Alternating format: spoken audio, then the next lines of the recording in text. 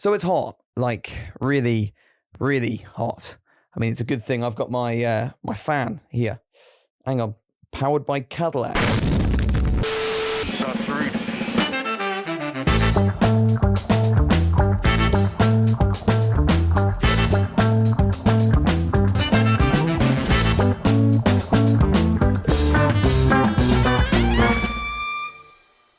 Hey there guys, I'm Will, and welcome to the Comedy Review, the show that has a longer runtime than the ceasefire in the Middle East. Yeah, that won't get me in trouble, well done. It's also the show where we talk about things that happen in motorsport. Things like this. Isaac Hadjar really enjoys his contractual obligations. Lando Norris wears pussy. And we got 9/11 in 2026. That's not F1 related, just thought it was interesting to see what Mazepin's up to these days. Anyway, in completely unrelated news, let's talk about Mohammed Ben Sulayem. Oh, hang on, we had a segment for that, didn't we? What the fuck have the FIA done this week? Oh, Mohammed, what the fuck have you done now? Yes, in the FIA's latest attempt to morph itself into the Nazi party, it's been revealed that the presidential term limits have been abolished, meaning Big Ben here can remain in power for as long as he likes. This coming alongside previous rule changes, where our supreme leader gets to select those who are allowed to run against him, and these new FIA welcome armbands set to be worn by all members. For legal reasons, that last one is called a joke. At this point, I'm just waiting for Big Ben here to start calling his move back to V8's the final solution.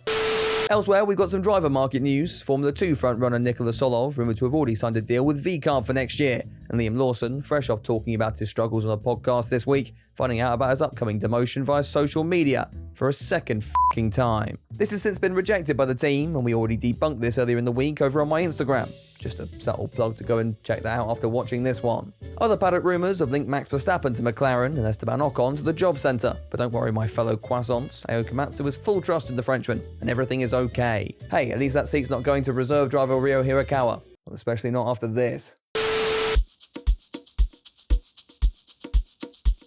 The Toyota-backed driver was one of several quote-unquote rookies making his appearance in FP1. Dino Beganovic in the Ferrari, Paul Aaron for Audi, Ayumu Iwasa for Racing Bulls, Jack Crawford for the Wheelie Bins, Luke Browning actually making it out on track this time for Williams, and Pierre Gasly for Alpine. He's not a rookie, he just spent the session driving like one. Lewis Hamilton was another to go off. The Briton, fresh off the back of his first Ferrari win last time out, has spent the last fortnight reminding everyone to remember who they are. Well, maybe you should remember your brake zone too, you f***ing idiot. With Europe in a heatwave and the whole Spielberg venue receiving the live Romain Grosjean experience, reliability was beginning to rear its head. Max Verstappen spending more time going in reverse throughout FP1. His courtiers this week weren't faring much better. The papaya outfit attempting to make space for the Dutchman when Piastri's brakes mysteriously failed to work, while Lando Norris could only watch from the sidelines. McLaren undressed his machine to diagnose its performance issues. Cadillac, meanwhile, they finally found enough room in the budget to paint both halves of their car, a significant upgrade package hoping to boost the American team into the midfield. That's starting really well when Sergio Perez brought out the red flags at the end of the opening practice session. Having realised this allowed him to take the afternoon off, Checo wasted little time before pulling this stunt again in FP2. Teammate Valtteri Bottas following suit soon after, the Finn spotted shitting sparks down the length of the pit lane. For the more competent out there, turn 3 was proving to be a struggle. Lewis Hamilton recreating the championship leaders' racing lines from lap 1 last year, the Red Bulls suffering with not enough turn-in, Lando Norris on the other end of that spectrum. Really though, Friday practice was all about one man, Kimi Antonelli topping both practice sessions and really looking like the man to beat going into quali. Before we get to that, it's time for our ex-bellend of the week. So my DMs have been really interesting this week. That whole Fernando Alonso dying at 1:30 meme has resurfaced. Some guy tagged me in the Charlie Kirk assassination. Yeah, besides some salty Verstappen fans really scraping the bottom of the barrel for this one. We start here then. F1 Big Data dropping this stat. Charles Leclerc has never suffered 2 consecutive DNFs while driving for Ferrari. This was posted 6 days before this happened, which hasn't made the Monegasque Goon Club very happy. I hope you die and your family burns in the darkest pits of hell, you stupid f***ing bitch. That's charming, isn't it? This comes from Mutzlek Fosi, not quite sure what that was meant to say, but big ups for giving it a go. This is usually the bit where we cut to some replies. Unfortunately, a bit like this guy's family, no one seems to care, so not really sure what we do now. Well, big thank you to this guy for the recommendation anyway, and if you'd like to nominate the next ex-bellend of the week, use the hashtag on screen, tag me on the platform, or join the Discord server. Now, on to Saturday. Oh look, Ferrari is showing their intelligence for once. I'd skydive into the track one day, that's what I'd like to do. Oh, does Ferrari allow you? Yeah. They don't with me. Really? Yeah, I wonder why.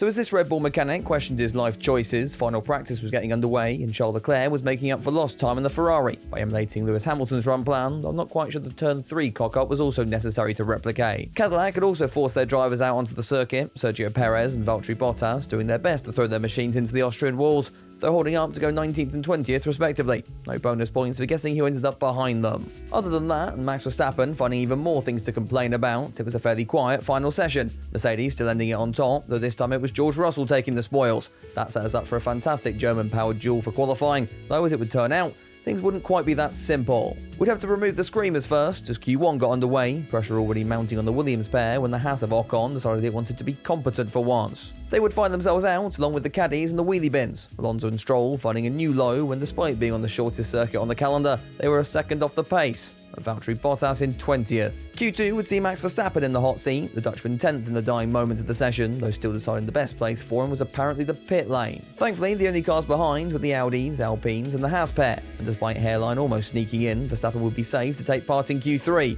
which is where things really did begin to go to shit. No drama on the initial runs, the fight seemingly a three-way affair between the fetus, the snitch and the school bully.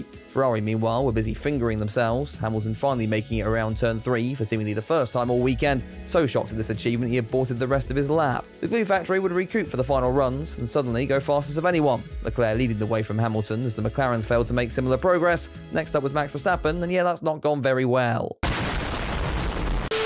The Dutchman's active aero, being about as active as, well, me about 18 months ago, sent him into the wall and brought up the yellows, scuppering the Mercedes laps in the process, or, well, at least it should have done. While Antonelli saw the flashing yellow panels and aborted his run at the final corner, George Russell's late nights wanking over the FIA rulebook were about to pay off, the Briton realising the situation hadn't been upgraded to double yellow flags at this stage, and thus lifting off just enough to stay off the naughty step, and yet still rocket himself to pole. This, meanwhile, were the scenes in the Ferrari garage. Anyone else getting 2008 vibes off of this one? The following investigation would clear George of any further wrongdoing, leaving him 3 spots ahead of his championship rival on race day, the rest of Twitter screaming British bias, and me very glad that we've had our ex-bellend of the week already. All that was left to do was wait for Sunday, but first, here's Carlos Sainz addressing your mum. Oh.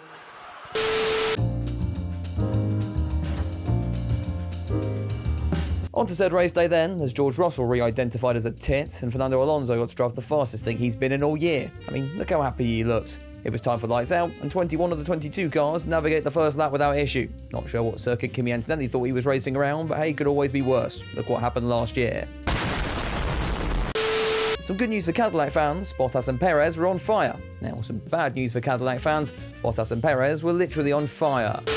Liam Lawson was also complaining of flames in the cockpit, VCARB leaving the Kiwi out, however, in the hope that death by smoke inhalation would free up a spot for Nicolas Solov. Meanwhile, Kimi Antonelli's antics continued as he attempted to pass a struggling Leclerc for third on lap 2. That move putting the pair at risk to Verstappen and the McLarens behind, the Dutchman making it past both of them as Kimi became the filling and a McLaren sandwich further back, which history suggests doesn't go down very well. At this stage, the Italian started to mark his comeback, finally making it past Leclerc on lap 8. As just up the road, Verstappen set his sights on Hamilton for third, and not to sound like a broken record, but that doesn't tend to end very well either. Lo and behold, we were treated to a titanic scrap between these two, Hamilton somehow winning out as Verstappen jumped straight to the team radio to cry penalty, the FIA listening to this and telling the Dutchman to throw himself off a cliff. After the first round of pit stops, these two were at it again, the 3-car finally staying ahead this time round to make it up into the podium places. This was because Antonelli hadn't stopped yet, the Italian doing so just as Carlos Sainz's Williams machine committed suicide on the front straight. No advantage gained for the championship leader, however, the stewards deciding just to gormlessly stare at the 55 machine before finally throwing out the VSC. Hamilton would pit under the safety car, which sounds like a great Ferrari strategy until you realise he'd already made his stop earlier in the race. We'll let them off the hook here though, as that Ferrari was chewing through its tyres like a 6-year-old on a Tide Pod. The Briton was at least on fresher tyres when it came to embarrassing Leclerc once again. The Monegasque fighting hard before boxing anyway. I'm not quite sure what became of the Ferrari strategy at this point, other than giving Hamilton the chance to pass his teammate many more times over the remainder of this one. A pretty mental race so far then, and we're only at half distance. Don't worry though, the rest of it was far more normal. The closing laps were all about watching Max Verstappen close in towards race leader Russell, and when that stopped looking interesting, it was all about Kimi Antonelli closing in on Max Verstappen, and when that stopped looking interesting, Sky Sports tried to tell us there was rain about. If the track temperature is 62 degrees, I don't think we're falling for that one. In an anticlimactic finish then, Russell would cross the line to take his first race victory since Melbourne, Verstappen recording a season's best P2, and Antonelli rounding out the podium to maintain a steady gap at the top of the championship. A race of two halves then, but we've had a hell of a lot worse in 2026. Anyway, if you enjoyed the comedy review, leave it a like and get subscribed, as we're nearly at 200k. Yeah, okay, fine, you've heard this bit before, haven't you? Big thank you to the members and patrons though, who got an early access preview to this one, plus we'll be getting the Formula 2 comedy review as always in the coming days. Links are down below if you'd like to find out more. I, meanwhile, will be back next weekend as we get to Silverstone, where I'll actually be live on the Saturday, so if you see me, come and say hello. Anyway, for the rest of you, you know what to do. F*** off.